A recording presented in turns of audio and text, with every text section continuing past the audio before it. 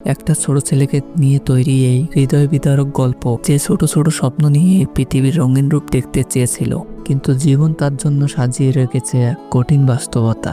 বলছিলাম 2020 সালে রিলিজ হওয়া লেট লাইট বি বিউটিফুল মুভিটির কথা।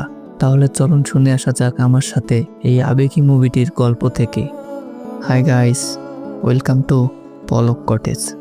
গল্পে শুরু হয় দুজন কাপলকে দেখিয়ে। তারা একটি কনসার্টে এসেছে তাদের ছেলের প্রথম গান শোনার জন্য। কিছুক্ষণ পর চুই নামের এই জনপ্রিয় সিঙ্গারটি স্টেজে ওঠেন। এরপর পিছনের স্ক্রিনে একটি ভিডিও প্লে হয়। পিছনের সান নামের এই ছেলেটি একটি তার স্টোরি সেখানে বলতে থাকে। এখানে ঘটনা প্রবাহ ফ্ল্যাশব্যাকে চলে আসে। তখন সান ক্লাস 7-এর স্টুডেন্ট ছিল। তার জীবনের সবচেয়ে প্রিয় জিনিসটা হচ্ছে মিউজিক, আর সে চুইয়ের একজন ভক্ত। আর এছাড়া সে একটা মিডল ক্লাস ফ্যামিলির ছেলে। তার বাবা মিস্টার লিথান একজন সাধারণ চাকরিজীবী, তবে সে খুব গ্যাজেট প্রেমী। তাই সে নানান ধরনের ইলেকট্রিক ডিভাইস কিনে নিয়ে আসে। তাই অযথা খরচের কারণে তার স্ত্রী জুই তাকে অনেক কথা শোনায়। এমন সময় সান একটি গিটার নিয়ে বাসায় ঢুকে। সুমি জিজ্ঞেস করে, এটা তুমি কোথায় পেলে? সান তখন জানায় তার বন্ধুর বড় ভাই এটা অর্ধেক দামে তার কাছে বিক্রি করেছে। এরপর দেখা যায় সান ঘরে ঢুকে তার গিটার প্র্যাকটিস করছে। পরের দিন স্কুলে সে সেই গিটারটা নিয়ে স্কুলে চলে আসে, কিন্তু সে ক্লাসে এটা বাজানো শুরু করলে ইউন নামের এই মেয়েটা অনেক রেগে যায়। ইউন এই ক্লাসের ক্যাপ্টেন। সান তখন ইউনের কাছে টিচারকে না বলার জন্য তার কাছে রিকোয়েস্ট করে। ইউন তখন তার কথা শুনে আর টিচারকে কোনো কিছু জানায় না। তাই ছুটির পর সান তাকে ধন্যবাদ দিয়ে সেখান থেকে চলে যায়। সানকে এত খুশি দেখে ইউনও একটু মুচকি হাসে। ওই দিন তাদের স্কুলে কালচার ফেস্টিভ্যালের অডিশন ছিল। সান পারফরমেন্স করার আগে করিডোরে বসে প্র্যাকটিস করতে থাকে। এদিকে তার অসাধারণ গলার গান শুনে সবাই মুগ্ধ হয়ে শুনছিল।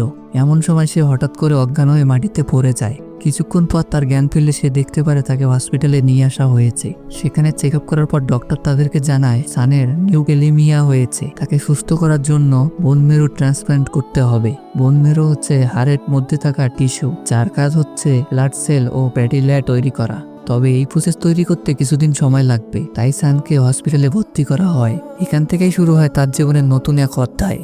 স্বাভাবিকভাবে তাদের আত্মীয় স্বজনরা তাকে হসপিটালে দেখতে আসে। তারা তাদের সাথে করে অনেক গিফট নিয়েও আসতো। তার রুমে আরো দুজন অসুস্থ ছেলে ভর্তি হয়। এই ছেলেটার নাম হচ্ছে টিয়ান। সে খুব ফুড লাভার। একদিন সে শুকনো পাউরুটি খাওয়ার সময় তার গলায় আটকে যায়। এদিকে সান পানির বোতলও খুলতে পারছিল না। তখন জেং নামের এই ছেলেটি পানির বোতলটি খুলে দেয়। এভাবেই তাদের মধ্যে বন্ধুত্ব গড়ে ওঠে। এরপর দেখানো হয় সানের টিচার ইউনকে নিয়ে তাকে দেখতে এসেছে। সানের পড়ালেখা মিস হয়ে যাচ্ছিল, তাই টিচার অনেক চিন্তিত ছিল। তাই তখন ইউন বলে, আমি প্রতিদিন এখানে এসে সানকে পড়াবো। অপরদিকে মিস্টার লিথানকে অফিসে দেখানো হয়। আর্থিক সমস্যার কারণে তার গাড়িটি একজনের কাছে বিক্রি করে দিতে হচ্ছিল। এদিকে সান হসপিটালে অনেক বোরিং ফিল করে। তাই টিয়ান তাকে লুকিয়ে হসপিটালের ছাদে নিয়ে আসে।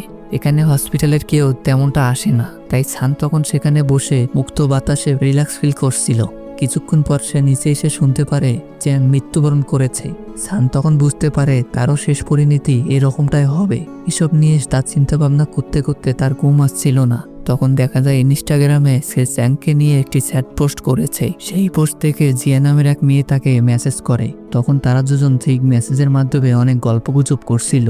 জিয়া তখন তাকে চিন্তা করতে মানা করে, কিন্তু সানের ধারণা তার বেঁচে থাকা 50%-এরও কম। এই শুনে জিয়া বলে, we are too young to die. কিন্তু সান এই ইংরেজির লাইন বুঝতে পারে না। এরপর দিন গুগলে ট্রান্সলেট করে দেখে সেই লাইনের অর্থ হচ্ছে, আমরা মৃত্যুর জন্য এখনো খুব ছোট। এরপর সে দেখে তার বাবা তার জন্য একটি নতুন গিটার কিনে নিয়ে এসেছে, কারণ আগের গিটারটা পড়ে গিয়ে ভেঙে গিয়েছিল। এই নতুন গিটার পেয়ে সে অনেক খুশি হয়। সে তখন জিয়াকে মেসেজ দিয়ে বলে, আমি আজ অনেক আনন্দিত। জিয়া তখন জানতে পারে সানের স্বপ্ন হচ্ছে বড় একটা কনসার্টে তার নিজের লেখা একটি মিউজিক প্লে করবে। এরপর সে গিটার প্র্যাকটিস করার জন্য ছাদে চলে আসে। সে তখন জিয়ানকে জানায় সে নতুন একটা ব্যান্ড তৈরি করার সিদ্ধান্ত নিচ্ছে। তখনই সেখানে এই অসুস্থ মেয়েটি চলে আসে। তাকে ধরার জন্য সান দৌড় দেয়। এদিকে কিম নামের এই ছেলেটাকে দেখানো হয় সে ছাদে এসে গেম খেলতো। সে যখন সানদের চেঁচামেচি শুনে সে অনেক রেগে যায় এবং তাদের সাথে খুব বাজে আচরণ করে। সন্ধ্যাবেলা ইউন আসে সানকে পড়ানোর জন্য। সানের হাতে ইনজেকশনের ক্ষতচিহ্ন তৈরি হয়েছিল, যা দেখে ইউন অনেক কষ্ট পায়। এরপর সান রাতের বেলা তার গিটারের সুর রেকর্ড করে জিয়াকে পাঠায়। এভাবে দিনের বেশিটা সময় তারা দুজনে এইভাবে কথা বলতো। একদিন সান ছাদে প্র্যাকটিস করার সময় আবারও কিম রেগে যায়। তবে এবার সে সানের হাত থেকে গিটারটা নিয়ে বাজাতে শুরু করে। সে খুব প্রফেশনালভাবে গিটারটা বাজাচ্ছিল, যা শুনে সানরা অনেক অবাক হয়ে যায়। সান তখন তাকে অফার করে তার ব্যান্ডে যোগ হওয়ার জন্য, কিন্তু তখনই কিমের নাক থেকে রক্ত পড়তে শুরু করে। এর ফলে সে অজ্ঞান হয়ে যায়। তার কিছুক্ষণ পর তার জ্ঞান ফিরে আসে। সান জানতে পারে কিমের লিউকেমিয়া হয়েছে, তবে সে বেঁচে থাকার ইচ্ছাও হারিয়ে ফেলেছিল। রাতের বেলা জিয়া তাকে জিজ্ঞাসা করে, তোমার ব্যান্ডের নাম কি রাখবে? সান তখন জানায় এ ব্যাপারে কিছু এখনো ভেবে রাখিনি। এদিকে ডক্টর সানের বাবা মাকে জানায় দ্রুত সানের চিকিৎসা শুরু করা হবে। চিকিৎসার সময় সানের শরীর আরো দুর্বল হয়ে যাবে, তাই আরো ভালোভাবে তার দেখাশোনা করতে হবে। এরপর দিন সারা ছাদে বসে আড্ডা দিচ্ছিল। আজকে ইউনো এসেছে তাদের ব্যান্ডে যোগ দেওয়ার জন্য। সান তখন তার এই ছোট্ট ব্যান্ডের নাম রাখে we are too young to die. এরপর তারা সবাই মিলে আনন্দ করে সুন্দর সময়গুলো পার করে। ইউন তার ক্যামেরাতে এই সুন্দর মুহূর্তগুলো রেকর্ড করে রাখছিল। এরপর থেকে সানের ট্রিটমেন্ট শুরু হয়। এতে তার শরীর অনেক দুর্বল হয়ে পড়ে। জিয়াকে সে মেসেজ করে জানায় তার একদমই ভালো লাগছে না, এছাড়া তার চুলগুলো ধীরে ধীরে পড়ে যাচ্ছে। এ শুনে জিয়া তার জন্য একটি পার্সেল পাঠায়। সান তখন পার্সেলটা খুলে দেখে তার জন্য অনেকগুলো টুপি পাঠানো হয়েছে। এই দেখে সে একটু মুচকি হাসে। এরপর দিন নার্স এসে বলে তার চুলগুলো সম্পূর্ণ ফেলে দিতে হবে। এ শুনে সান অনেক কষ্ট পায়, সে তার চুলগুলো ফেলতে চায় না। সুমি তখন তাকে হাসির গল্প শুনিয়ে তার মন ভালো করার চেষ্টা করে, কিন্তু সান তার উপরে রেগে যায়, বলে আমাকে কেন অসুস্থ হতে হলো, বলে এখনো আমার পুরো লাইফ বাকি। সুমিও তখন ইমোশন হয়ে তার উপরে চেঁচামেচি করে। সে নিজেও সানের চুল ফেলতে চায় না, কিন্তু চিকিৎসা করতে হলে তো চুলগুলো ফেলতেই হবে, এই বলে সে বাইরে চলে যায়। তখন লিথান তাকে দেখতে আসে। সান তখন তাকে জড়িয়ে ধরে কান্না করতে শুরু করে। লিথানও তখন তার চোখের পানি ধরে রাখতে পারে না। এদিকে সুমিও বাইরে বসে কান্না করছিল। অবশেষে সানের চুলগুলো কেটে ফেলা হয়। তারপর থেকে তাকে নিয়মিত থেরাপি দেওয়া হতো। কিছুদিন পর ইয়ং তাকে দেখতে আসে। তখন সান তার গিটার নিয়ে ব্যস্ত ছিল। ইয়ং তখন পিছন থেকে তার একটা ছবি তুলে রাখে। এরপর সান তখন তাকে নিয়ে ছাদে চলে আসে। সেখানে কিম তখন গেম খেলছিল। সে তখন সানকে দেখে বুঝতে পারে তার থেরাপি শুরু হয়েছে। বলে আমার থেরাপি অনেক আগেই শুরু হয়েছিল। সান এখন জানে কিমের কিরকম অনুভূতি হয়। এরপর দুজনেই বসে কথা বলে। কিম একসময় একটা ব্যান্ডের সাথে যুক্ত ছিল। সে সেই ব্যান্ডে পিয়ানো বাজাতো, কিন্তু হঠাৎ করে সে অসুস্থ হয়ে যায়। একদিন রিহার্সাল করতে গিয়ে দেখে তার বদলে নতুন একজনকে নেওয়া হয়েছে। সেদিন কিম খুব কষ্ট পেয়েছিল। তার ধারণা যেহেতু সে খুব তাড়াতাড়ি মারা যাবে, তাই ব্যান্ড তাকে বের করে দেয়া হয়েছিল। সান তখন তাকে বলে আমাদের এই ব্যান্ড তোমাকে কখনো বের করে দিবে না, কারণ আমরা বেঁচে থাকবো এবং মিউজিকের মাধ্যমে পুরো বিশ্ব জয় করব। তার এই কথা শুনে কিম অনেক মোটিভেট হয়। এরপর দিন সে তার ব্যান্ডে যুক্ত হয়ে যায়। দেখা যায় তার পিয়ানোটা সে ছাদে নিয়ে এসে বাজানো শুরু করেছে। তারপর টিয়ানার জন্য ছোট্ট একটা ডান্স বানিয়ে দেয়। তারা সবাই মিলে খুব মজা করে। খান এই মুহূর্তগুলো খুব বেশি এনজয় করছিল। এর পাশাপাশি সে জিয়াকেও মেসেজ দিয়ে তার আনন্দগুলো ভাগ করে নেয়। এভাবে তারা প্রতিদিন ছাদে এসে প্র্যাকটিস করে। অপরদিকে ডক্টর সুমিকে জানায় সানের ট্রান্সপ্লান্টের জন্য ডোনার পাওয়া যাচ্ছে না। এ শুনে সুমির অনেক মন খারাপ হয়। লিথাম কাজ শেষ করে হসপিটালে আসে। সুমি তখন তাকে জানায় সানের চিকিৎসা করার জন্য আরো অনেক বেশি টাকা প্রয়োজন। তাদের গাড়িটা বিক্রি করে দেওয়ার পরেও তাদের টাকার কমতি হয়ে গিয়েছে, তাই সে লিথামকে টাকার ব্যবস্থা করতে বলে, কারণ লিথাম অনেকের কাছেই টাকা পায়। এসব বিষয় নিয়ে সুমি রাগান্বিত হয়ে তার সাথে ঝগড়া করতে শুরু করে এবং বলে আমাদের উচিত আরো একটা সন্তান নেয়া। এমন সময় সান এসে তাদের কথাগুলো শুনে ফেলে। তবে সে রাগ করে না, উল্টো হাসি মুখে বলে আমি একটা ছোট বোন চাই, তবে এরপর আমাকে দূরে ঠেলে দিও না। সুমি তাকে জড়িয়ে ধরে বলে তোমাকে সব সময় ভালোবেসে যাব। এরপর সুমি তাদের বাড়িটা বিক্রি করে দেওয়ার সিদ্ধান্ত নেয়। যদিও এই ঘরের প্রতিটি কোণায় তাদের স্মৃতি জড়িয়ে রয়েছে। লিথাম ইমোশনাল হয়ে বলে সান পুরোপুরি সুস্থ হয়ে উঠলে আমরা এর থেকেও বড় একটা বাড়ি তৈরি করব।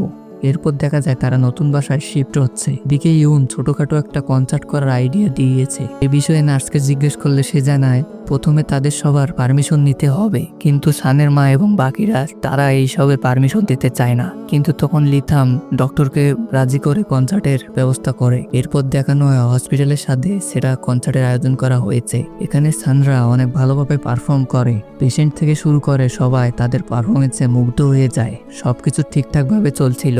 দিনের বেশিরভাগ সময় তারা মিউজিক নিয়ে ব্যস্ত ছিল, কিন্তু একদিন হঠাৎ করে টিয়া মৃত্যুবরণ করে। এই ঘটনায় সান প্রচন্ড পরিমাণ ভেঙে পড়ে। দেখা যায় ছাদে এসে মন খারাপ করে বসে আছে। কাছের বন্ধুর এরকম মৃত্যু কোনোভাবে সে মেনে নিতে পারছে না। তখন সেই ছোট্ট মেয়েটি এসে তার ঘাড়ে হাত বুলিয়ে দেয়। এরপর তারা দুজন আকাশের দিকে তাকিয়ে টিয়ানের জন্য প্রার্থনা করে। এর কিছুদিন পর কিমেরও বোন ট্রান্সপ্লান্ট শুরু হয়ে যায়। তাই তাকে আলাদা একটি রুমে শিফট করা হয়েছে। খুব সম্ভবত তাড়াতাড়ি সে সুস্থ হয়ে উঠবে। তাই সান জিয়াকে মেসেজ করে জানায় সে আজ অনেক খুশি, কারণ তার থেরাপিগুলো চলমান ছিল। ডক্টর পরীক্ষা করে জানায় তার শারীরিক অবস্থা আগের চেয়ে এখন অনেক ভালো।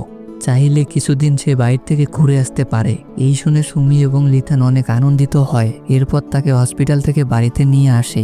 সানদের এই নতুন বাড়িটা আগের তুলনায় অনেক ছোট, কিন্তু সান এসে দেখে তার বাবা তার আগের রুমের মতো এই রুমটাও রাখার চেষ্টা করেছে। তারা বলে আগের বাসা থেকে নাকি হসপিটাল অনেক দূর হয়ে যেত, তাই কিছুদিনের জন্য এখানে শিফট হয়েছে। সান সুস্থ হয়ে গেলে আবার পুরাতন বাসাতে ফিরে যাবে। অর্থাৎ তারা মিথ্যা কথা বলছিল। সান জিয়াকে মেসেজ করে বলে সে তার আগের বাড়িটা খুব মিস করছে। পরদিন সুমি তাকে স্কুলে দিতে আসে। তখন সে জিয়াকে জানায় সে খুব নার্ভাস ফিল করছে। এরপর স্কুলের ব্রেক টাইমে তাকে একটা জায়গায় চুপ করে বসে থাকতে দেখা যায়।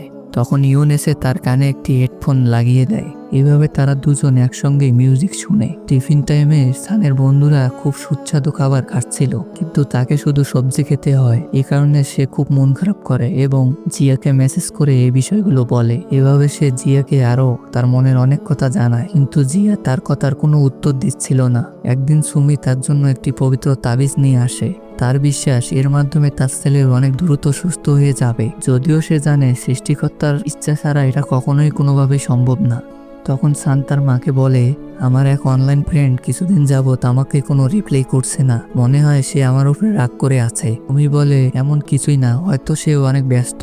সান তার সেই তাবিজটা একটি খামের ভিতরে ভরে জিয়ার অ্যাড্রেসে পাঠিয়ে দেয়, কারণ জিয়া তাকে একবার বলেছিল সে খুব অসুস্থ। এভাবে আরো কিছুদিন পার হয়। জিয়া এখনো তাকে রিপ্লাই করেনি। স্কুলের করিডোরে সান আবারও অজ্ঞান হয়ে যায়। তখন ডক্টর তার বাবা মাকে জানায় সানের হঠাৎ করে শরীর দুর্বল হয়ে পড়েছে। এর ফলে আগের থেকেও তার শরীরের অবস্থা আরো খারাপ হয়ে গিয়েছে। এই শুনে সুমি অনেক প্রচন্ড পরিমাণে ইমোশনাল হয়ে যায়। সে তখন কান্না করে ডক্টরকে বলে শখের বাড়িটা পর্যন্ত বিক্রি করে দিয়েছে, প্রয়োজন হলে আরো চেষ্টা করবে, তবুও যেন তার ছেলে বেঁচে থাকে। কিন্তু ডক্টরের কিছুই করার নেই, সবকিছু এখন ভাগ্যের উপরে নির্ভর করছে। সেদিন শহরে প্রচন্ড পরিমাণে বৃষ্টিপাত হচ্ছিল। সেই বৃষ্টির মধ্যে ইউন হসপিটালে চলে আসে। সে দেখতে পায় এখনো সানের জ্ঞান ফিরে এসেনি। এখানে আমরা সেই পবিত্র তাবিজটা ইউনের কাছে দেখতে পাই। অর্থাৎ সে জিয়া নামে সেই ফেক অ্যাকাউন্ট দিয়ে সানের সাথে কথা বলতো, যাতে করে সে তার মনোবল ধরে রাখতে পারে। সান যেন দ্রুত জ্ঞান ফিরে পায়, এই জন্য ইউন অনেক প্রার্থনা করতে থাকে। এরপরে থেকে প্রায় সময় সান অজ্ঞান হয়ে যেত এবং কয়েকদিন পর জ্ঞান ফিরে পেত। এভাবেই তার দিন কাটছিল। একদিন তার বাবা এসে দেখে এখনো সে ব্রেকফাস্ট করেনি। এর কারণ জিজ্ঞেস করলে সান বলে তার খুব স্টিম বান্ড খেতে ইচ্ছা করছে। লিথান তখন বলে সে মার্কেট থেকে এনে দিবে, কিন্তু সুমি তার উপরে রেগে যায়, কারণ বাইরের কোনো কিছু খাওয়া তার জন্য ক্ষতিকর। সে তখন ঘরোয়া উপায়ে তার জন্য একটা চা বানায়। এটা খেলে তার সানের জন্য অনেক উপকার হবে। এর কোনো স্বাদ নেই, তবু এটা সানকে খেতে হয়। এরপর দেখা যায় ইউন তার জন্য অনেকগুলো লেটার নিয়ে এসেছে। সান পরে দেখতে পায় তার ক্লাসমেটরা তার সুস্থতা কামনা করছে, কিন্তু এগুলো আসলে ইউন নিজেই লিখেছিল। ক্লাসমেটদের মাধ্যমে তার কাছেই পাঠিয়েছে, যাতে করে সান ভাবে তাকে সবাই আবার স্কুলে দেখতে চায়। ইউন তখন তাকে প্রমিস করতে বলে যাতে করে সে দ্রুত সুস্থ হয়ে ক্লাসে আবারও ফিরে যায়। এখানে সান তাকে একটা সাহায্য করতে বলে। এরপর দেখা যায় সান ও ইউন একটি সুন্দর বীজে ঘুরতে এসেছে। সে প্রায় সময়ই এখানে সাইকেলে করে ঘুরতে আসতো। এটা ছিল তার খুবই পছন্দের একটা জায়গা। দেখা যায় ইউনে সানের সাথে কাটানোর মুহূর্তগুলো মনে পড়ছে। সে সানকে অনেক খুবই পছন্দ করত, কিন্তু মুখ ফুটে কখনো বলতে পারেনি। কিন্তু সান ঠিকই তার মনের অবস্থা বুঝতে পারে এবং সে এটাও জানায় জিয়া নামে সেই অ্যাকাউন্টটি ইউনের ছিল। এসব শুনে ইউনের চোখে পানি চলে আসে। এরপর দেখানো হয় সান তার বাবা মায়ের সাথে একান্ত সময় কাটাচ্ছে। কিছুদিন পরেই তার জন্মদিন। লিথান তখন তাকে তার গিফটের কথা জিজ্ঞাসা করে। সান তখন তাদেরকে বলে আমার কিছুই লাগবে না। এছাড়া সৃষ্টিকর্তাকে ধন্যবাদ দেয়, কারণ বাবা মা হিসেবে এমন ভালো দুজন মানুষ পেয়েছে। এটাই তার জীবনের সব থেকে বড় উপহার। এমন ইমোশনাল কথা শুনে সুমি এবং লিথামের চোখ ভিজে যায়। তারাও সানকে ছেলে হিসেবে পেয়ে নিজেকে ধন্য মনে করে। এই সুন্দর মুহূর্তটাই ছিল সানের শেষ দিন। সে তার জন্মদিন পর্যন্ত বেঁচে থাকতে পারে না, পাড়ি জমায় না ফেরার দেশে। তার মৃত্যুর বেশ কয়েকদিন পার হয়ে গেলেও সুমি এখনো তার সুখ এখনো কেটে উঠতে পারেনি। সানের এভাবে চলে যাওয়া সে কোনোভাবেই মানতে পারছে না। লিথাম স্টেম বান্ড নিয়ে আসলে সুমি সেগুলো ফেলে দেয়, কারণ এগুলো সানের খুব পছন্দ ছিল। তাকে ছাড়া এগুলো গলা দিয়ে নামবে না। এরপর দেখা যায় লিথাম সানের সাইকেলের কাছে বসে কান্না করছে। এদিকে সুমি তার রুমে এসে সানের জন্য অজোরে কান্না করতেই থাকে। সে সানের স্কুলের ড্রেসটা বুকে জড়িয়ে ধরে। সে সানকে খুব মিস করছে। দেখা যায় সে ঘুমের ওষুধ খেয়ে তার জীবন শেষ করার সিদ্ধান্ত নিয়েছে। কিন্তু তখনই আবার কলিং বেল বেজে ওঠে। দরজা খুলে দেখে ইউন একটি পার্সেল নিয়ে এসেছে। এটা সান মারা যাওয়ার আগে তার মায়ের কাছে পৌঁছে দিতে বলেছে। এর সাথে একটা চিঠিও পাঠিয়েছে। সুমি ঘরে গিয়ে চিঠি পড়তে শুরু করে। সেই চিঠিতে সান লিখেছিল, আমি তোমাদেরকে খুব মিস করছি, তবে এখন আর আমাকে ট্রিটমেন্টের কষ্ট সহ্য করতে হয় না, তাই আমার কথা ভেবে কষ্ট পেও না। এরপর সে তাদের কাছে তার শেষ ইচ্ছার কথা প্রকাশ করে। সেই পার্সেলের ভিতরে একটি পেন ড্রাইভ ছিল। সেখানে সানের তৈরি করা একটা গান রয়েছে। সানের ইচ্ছা সেই গানটা তার প্রিয় সিঙ্গারের সঙ্গে চুইয়ের সাথে স্টেজে পারফর্ম করবে, তাই সেই পেন ড্রাইভটা চুইয়ের কাছে পৌঁছে দিতে হবে। এরপর দেখা যায় ওরা চুইয়ের কাছে চিঠি পাঠানোর সিদ্ধান্ত নিয়েছে। এদিকে হসপিটাল ডক্টর, নার্স এবং ওই ছোট্ট মেয়েটা চুইয়ের উদ্দেশ্যে চিঠি লিখতে থাকে, যাতে করে সুইস সানের লেখা গানটা কনসার্টে প্লে করে। এছাড়া কিমও এখন সুস্থ হয়ে উঠেছিল, সেও চিঠি লেখে। সবাই সানের বিষয়ে খুব ভালো ভালো কথা লেখে, কিন্তু সেগুলো তার কাছে পৌঁছায় না। এদিকে সানের বাবা মা আপ্রাণ চেষ্টা করছিল সনের সাথে দেখা করার জন্য। দিন রাত সব সময় তারা শুধু চুইকে সেই পেন ড্রাইভটা দেওয়ার জন্য ব্যস্ত হয়ে থাকতো। চুইয়ের সাথে দেখা করা অতটাও সহজ ব্যাপার না। একদিন লিথাম দেখতে পারে তাদেরই শহরে চুইয়ের একটি কনসার্ট রয়েছে এবং এয়ারপোর্টে গেলে চুইকে সরাসরি তারা দেখতে পারবে। তো লিথাম এবং সুমি তার সাথে দেখা করার জন্য সরাসরি এয়ারপোর্টে চলে আসে এবং সানের পার্সেল এবং চিঠিগুলো দিয়ে বলে, এগুলো আমার ছেলে পাঠিয়েছে, দয়া করে এগুলো পড়বেন। রাতের বেলা সেগুলো চুই পড়া শুরু করে। সান সেখানে লিখেছিল, এই চিঠিগুলো আপনি পড়া মানে আমি আর বেঁচে নেই, তবে আমার স্বপ্ন ছিল আপনার সঙ্গে একে স্টেজে পারফর্ম করা, সেটা আর হয়ে উঠল না, তবে এখন আমার ইচ্ছা হলো আপনার কনসার্টে আমার লেখা এই গানটি পারফর্ম করবেন। সান ওই দিন বিজে গিয়ে একটি ভিডিও রেকর্ড করেছিল। সেই ভিডিওতে ইউন তার প্রথম এবং শেষ গানটা রেকর্ড করেছিল। দেখা যায় চুই সবকিছু পড়ে তার অনুভূতি বুঝতে পেরেছে, তাই সে স্টেজে উঠে সানের ভিডিওটা প্লে করে। সান দর্শকদের উদ্দেশ্যে কিছু কথা বলতে থাকে। প্রথমে তার নাম ও পরিচয় দেয়, এরপর সে তার পুরো লাইফ স্টোরি শেয়ার করে। তারপর বলে, আমার প্রথম গানটা আমার মা বাবার জন্য উৎসর্গ করেছি, এই বলে তার গান স্টার্ট করে। তার সাথে তাল মিলিয়ে সুই পারফর্ম করছিল। সেখানে উপস্থিত সকল দর্শকরা তার কথায় অনেক ইমোশনাল হয়ে যায়। সেই কনসার্টে লিথাম আর সুই পাশাপাশি ইউন, কিম এবং হসপিটালের বাকিরাও এসেছিল। এই ইমোশনাল গানটা সবার হৃদয় ছুঁয়ে যায়, যেন সান তার নিজের গলায় এই গানটা গিয়ে শোনাচ্ছে। যদিও সান আর বেঁচে নেই, তবে বাস্তবে বেঁচে না থাকলেও এই মানুষগুলোর জীবনে সে আজীবন বেঁচে থাকবে। আর এখানে এই গল্পটি সমাপ্ত ঘটে। তুমি যদি নিজের জীবনের গল্প বানাতে পারতে, তাহলে নাম কি দিতে, তা তুমি কমেন্টে লিখে জানাতে পারো। তোমাদের কমেন্ট পড়লে আমার ভিডিও বানানোর আরও ইচ্ছা বাড়ে।